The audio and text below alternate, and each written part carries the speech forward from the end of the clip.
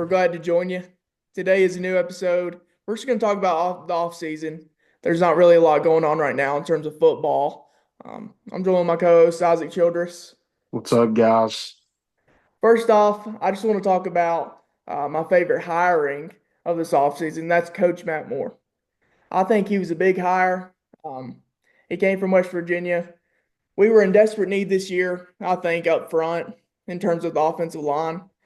I think Coach Matt Moore has had success in the past. He's coached All-American guys. It seems like he develops players really well. Um, but last year, I think that was probably one of our biggest struggles was the offensive line. And I'm just, really happy we got a guy like that. Hopefully that'll, because it all starts up front. And if we can protect the quarterback and lead the way for the running backs, I think that'll set us up for success. What do you think, guys?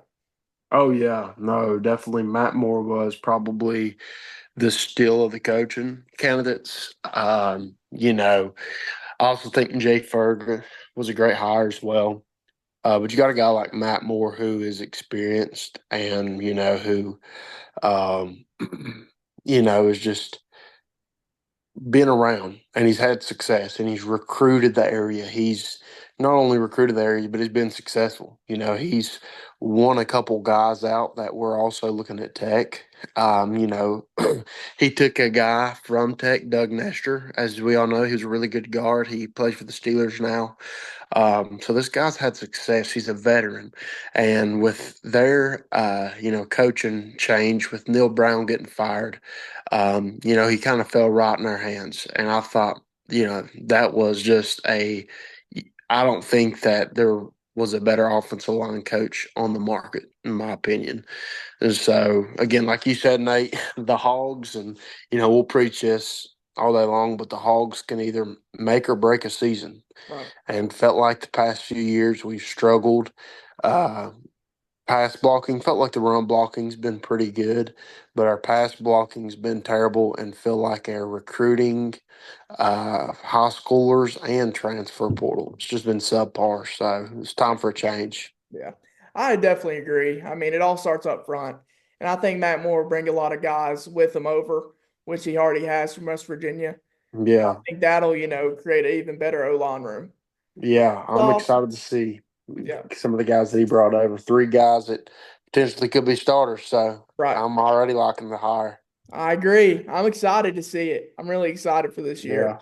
Yeah. Um, but next on the defensive side of the ball, we hired a guy that I don't think a lot of people were expecting, and Coach Cephas. He's got a long, tenure within the NFL. He's made his way. He's almost coached in every level, college, pros, and I really like the hire. I mean, I think a lot of guys, a lot of Hokie fans are looking for somebody else. But really, I mean, I like bringing in a guy that can kind of prove himself because, Yeah. I think this is a good opportunity for him. It gives him a lead role. It seemed like he was a very good assistant in the past, but now, Hmm. putting him in that spotlight, allowing him to shine and allowing him to, bring back the lunch pail defense. Yeah, I think that Cephas was a sneaky hire. There was rumblings, and it's been confirmed now that we were major contenders for Ohio State's defense coordinator Jim Knowles, who we all know, eventually took a Penn State job, probably just got in a bidding war with those guys. And then, obviously, I think Penn State's got a little bit deeper pockets, and but Cephas, I think he's a great hire. He was he's been a defense coordinator for 4 years at D3 school up in Wisconsin. Had good success there. Then he went over to Wofford and was the defensive coordinator there 3 years. And his last 2 years, he was the best defense in FCS football 2 years in a row.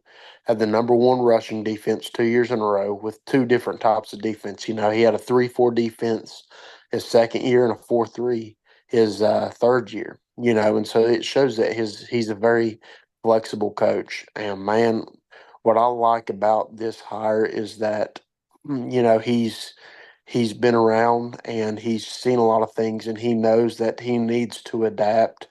Uh, he needs to adapt the defense he calls to the players. And that's what all these coaches, he's been under a great defense. And, Matt Arnauta, who's the head coach at Baylor, Kevin O'Connell for the Vikings.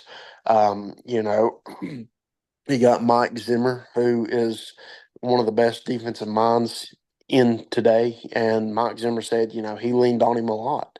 So I think that, putting him in that role, he's a young guy, a little bit of a gamble, but he also, talked about he's got a lot to prove.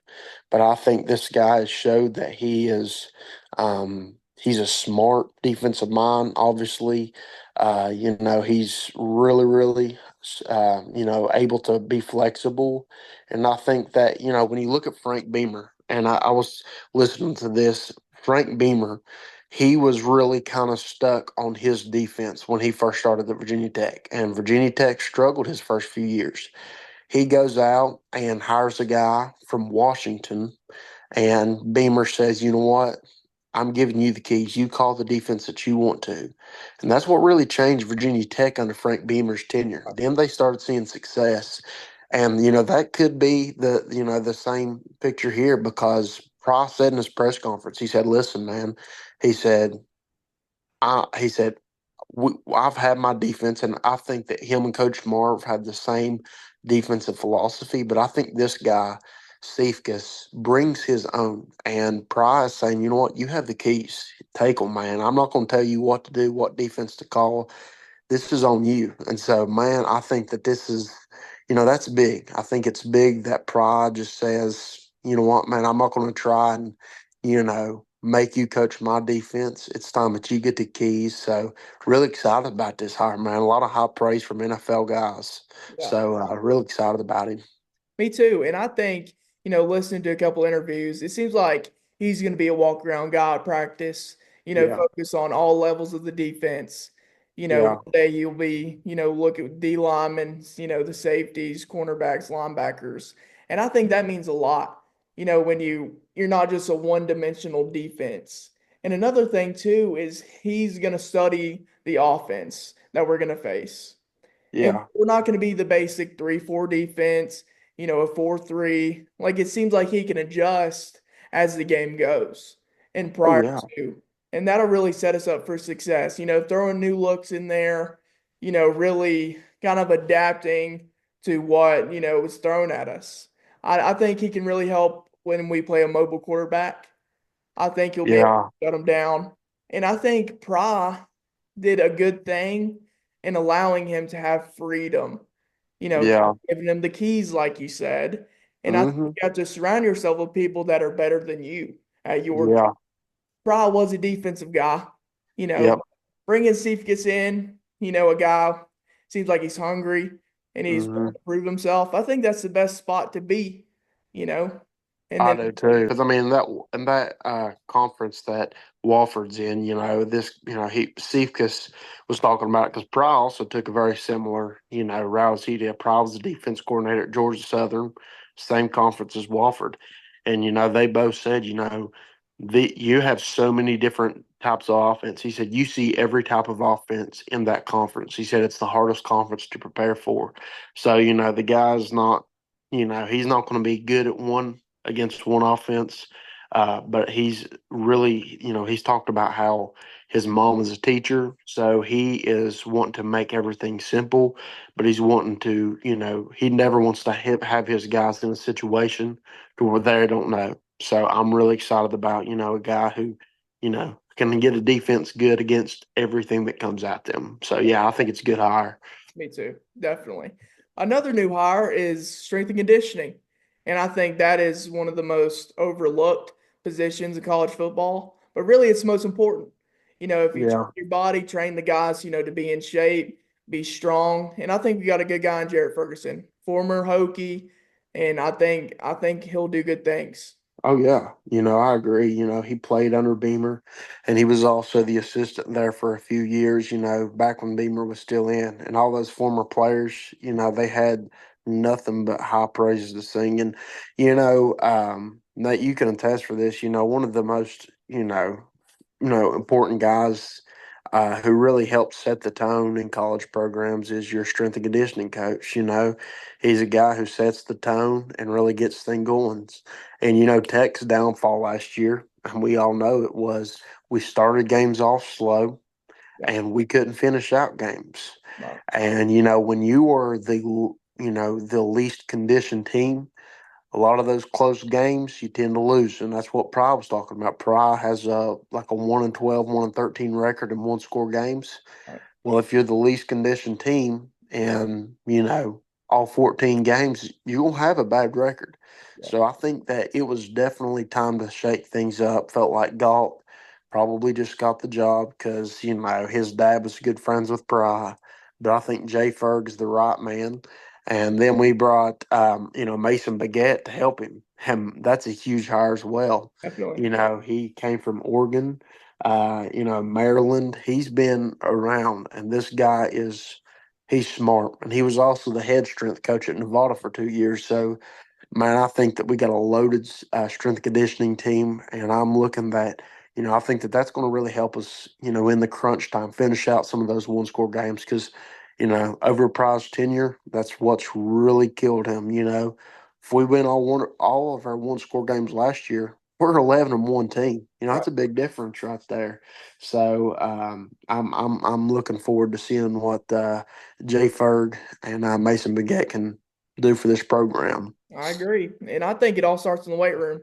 I mean, the It season does. starts now. Guys are Yep. lifting, get your body in shape and get Yeah. prepared for a long season. I mean, the off season is, where boys turn into men.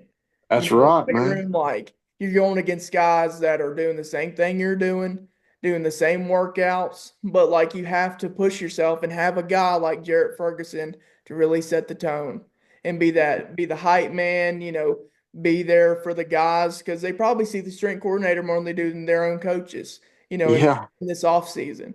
Oh, So yeah. I think it's crucial to have a good strength and conditioning coach. I mean, that'll allow you to finish games. Your star guys will be able to stay on the field longer, and Yeah. obviously it'll help with the injuries.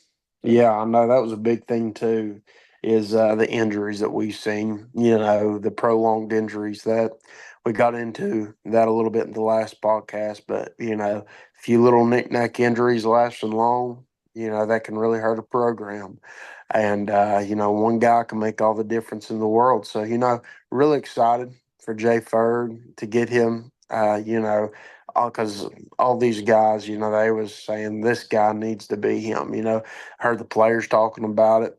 Heard the former alumni talking about this guy needs to be it. So I think that Pry listened to the alumni, listened to the Hokie Nation voice, and went with old Jay Ferg. So I'm excited for it, man. And so, because I mean, honestly, you look at that Minnesota game. yeah, I mean, you've seen how small our guys look compared to the Minnesota guys. So time to beef up. Time to right. to put a few pounds on, boys. And sometimes, it's not all about the X's and O's, it's about the Jimmy and Joes. I That's mean, right. you go out there, and you look like a high school football team going against grown men, it's going to be hard to compete. It But is. It but in sure other is. news, in recent news, our offensive coordinator Tyler Bowen accepted a job, offensive line coach at Ohio State. What do you think? Yeah, man, that's great. It's crazy to think that we've had nothing but offensive line problems since Price been here, and Tebow goes takes an offensive line job at Ohio State. I think that I think Tebow gets a bad rap for being an offense coordinator. I think that he I don't think he was a good quarterback coach. I'll be honest with you. I thought that was a terrible hire. He was a tight end and offensive line coach his whole life, and you throw Right. him in the fire. But you look at a lot of these offenses that Tyler Bowen's had. You look at, you know, year one and year two, and you see that you had Grant Wells. You didn't have any weapons at year one. Year two, when he got Kyron on the field, they started cooking. Yeah, they started going crazy. Yeah. And then this year, You know, Kyron was hurt a lot of the year. Bayshaw was hurt a lot of the year. I know Jay Lane had some knick-knack injuries. Ollie Jennings had some injuries. They said Stephen Gosnell played the entire year with broken ribs. Yeah. So, we had a lot of injuries, but I felt like Tyler Bowen, was always putting out a good game plan, except for, I will say this, except for Clemson. I thought that Clemson was it was a it was a duck. It was a duck in the water. But everybody's gonna have a bad game. That's okay. But I thought that, we put up 31 against Syracuse. We put up 28 against Duke with our second and third string quarterbacks and our third string running back. I Right. mean, that's pretty impressive. So it was a shock to me to see Tyler go. But I'm wishing him but nothing but the best of luck. Too. And it's kind of a grim thing. You almost just think that Tyler's kind of, you wonder what Tyler's seeing to make him make that jump. Is he thinking that this program's done? It's what's going through your head to Right. leave a coordinator job to take an assistant coach job? You know what I'm saying? What do It you think about does. it? And I just first off want to wish him congratulations. I mean, that's a great opportunity for him. But Yeah. it does make you think, why, it could be something behind the scenes. I know Ohio State's, good job offer. I'm sure anybody in the nation would take that Oh, job. yeah. Thought he was a really good coach. Thought he was a great tight end coach. Yeah. I mean, you look at the two tight ends that he coached while he was at Tech. You got Gosnell, who's a dang stud. Right. And then you got Wright, who transferred to Ole Miss and played really good there. Had Right. a heck of a bowl game. So that just thought that you could probably pin down some of the quarterback regression on Bowen being there, but thought that was a spot he never should have been in. Right. I thought that was just a bad decision. But so what are some? What you want to go over some names that that you've heard, or maybe just some names that you'd like to see in there? Right. I definitely think I've been hearing Fontel Mines. Yeah, I know we've talked about it, and I think he can definitely do a good job. But at I this do too. point, I feel like we'll hire from within. I don't really know if that's the best way to do it, but it seems like, in our past, we like to hire from within, with the offensive coordinator job. But I'd like to see us, run an offense that's, a run and shoot, high flying offense. We have the athletes, but really you just gotta have offensive scheme based on your guys. You Yeah. can't try to produce something that's not there and that your guys don't run to the highest level. So what do you think? What are some names you've been hearing? Well, Fontel Mons, I've heard, the old West Virginia head coach. I've heard, the current, I think it's either maybe the Tulsa coach. There's been just a lot of names thrown out there, but I don't think anybody right now, honestly, has a clue who's going to get it. I don't think nobody, really knows. I think everybody can probably say that Fontel Mons is at least going to get an interview. He's the number one recruiter in the ACC. The wide receivers has been, the highlight of the offense the past 2 or 3 years. I mean, we had a Caleb Smith and a bunch of walk-ons to now we have, you know, two guys in the Reese's Bowl who are probably going to get drafted, probably third to fifth round. And then you got two other guys who could get drafted. Four receivers drafted in one draft is unbelievable. So I definitely think he has earned at least a position to be in the running for it. But a name that's not getting thrown around that I want so bad is T. Martin. This guy he started off as a high school coach. First off, he played, he won a national championship at the University of Tennessee, played for my Steelers for years. Then he went on to the Canadian Football League, went coached high school, then he became a wide receiver coach. Then he moved on up the ranks throughout college, became the offense coordinator at USC for a couple of years. And then he takes the job with the Ravens, becomes a quarterbacks coach. And we all know who the quarterbacks the Ravens quarterback is, Lamar Jackson. Yep. T. Martin has played a huge role in his development. And, even when Lamar Jackson was hurt, you got a guy like Tyler Huntley who's filled in and played phenomenal. Right. So, you look at a guy like that because we're needing the quarterback coach job to be filled as well. Yep. I see a guy like T, and I'm thinking, man, this guy has developed the best quarterback in the NFL. This is probably going to win back-to-back MVPs. I mean, he is so good. Right. He can throw the ball, he can run it, and everybody, was talking about, oh, this guy, he's just a running back. He's just a running back. Well, over the past 2 years, this guy's been phenomenal throwing the ball. And when you look at Virginia Tech's success, it's always been with a mobile quarterback. You got the Michael Vicks, you got the Brian Randall, the Tyrod Taylor, the Gerard Evans, the Logan Thomas, and even Kyron Drones at times, and the Hendon Hooker. So you got a guy like Kyron Drones, Pop Watson, Keldon Ryan, AJ Brandon, that Davi, all five of those guys are going to be dual threat guys who's going to run. And Right. Kyron and Pop is going to be, the 1-2 punch. And they're both very, very run. So I think T. Martin, man, ain't nobody going to be a better quarterback developer, especially for the kind of offense that we're wanting to run, than T. Martin. He knows the area. Right now he's up in Maryland, but he's from Tennessee and he's done this thing. He's Right. done been a college offense coordinator. He's done recruited. He knows the ins and outs, and he's under, probably the best offense coordinator, either in college or NFL with Todd Monken up there at the Ravens. I think that he's a great guy. He knows what success looks like, and I know that nobody else is saying his name right now, I like but it. I will scream his name from the hilltops. If I like if it. Fontel doesn't get this, give this T. Martin guy Let's go. whatever bag he needs, because this got to be a big hire, in my opinion. We can't have a lame duck hire on this because this is, I think Pryor and Witt both know their job. They're on the hot seat. Both of them are. I think that if Pryor gets fired this year, I think that Witt's going with him. So it's got to be a big hire, and I think T. Martin will make a giant splash in Okay. college football. I like it. I like all of those. We'll just have to see. We waited a little too long on our defensive coordinator hire, and it got a lot of buzz, going. Yeah, Very disappointed Hokie fans. So, we'll just have to see. But I guess March 6th, they that'll turn. we'll have to see. But this is our off-season episode. We'll get more episodes out for you guys. We just appreciate you listening.